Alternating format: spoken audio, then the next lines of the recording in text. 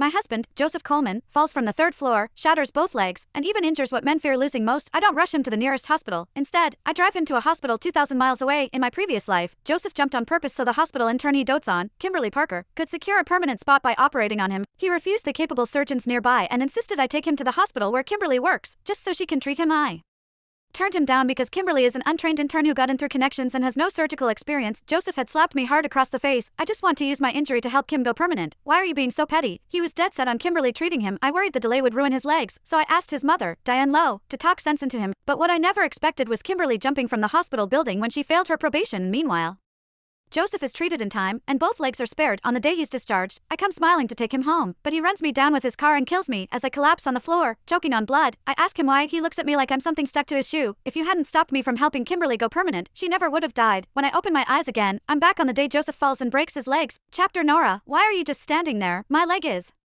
broken. Get me to the hospital where Kimberly interns now. Joseph Coleman's bark cleared the haze from my mind, and I realized I was standing in the living room while he lay motionless on the ground. Having fallen from the third floor, he ground his teeth through the pain of 2 shattered legs and still managed to glare at me with disgust and suspicion. Nora, if you take me to the nearest hospital again and make me lose Kimberly, I swear you'll suffer a death worse than you had the last time.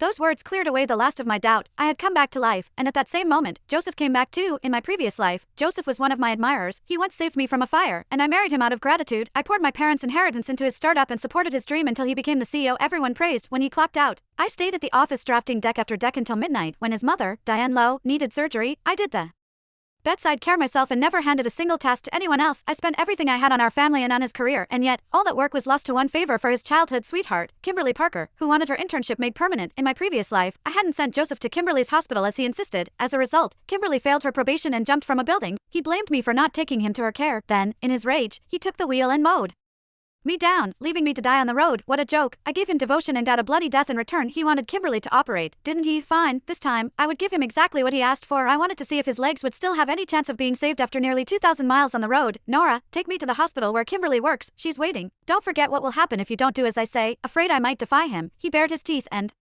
snarled like a cornered dog. Just then, Diane walked out of the house and saw how badly off Joseph was. Have you lost your mind? The hospital where Kimberly works is almost 2,000 miles away. By the time you get there, your legs will be beyond saving. No way. Nora, take him to the nearest hospital right now. I kept my cold smile to myself, masking it with a worried face as I looked at her. But he insists on going there. Don't listen to him. We all know Kimberly's just an intern.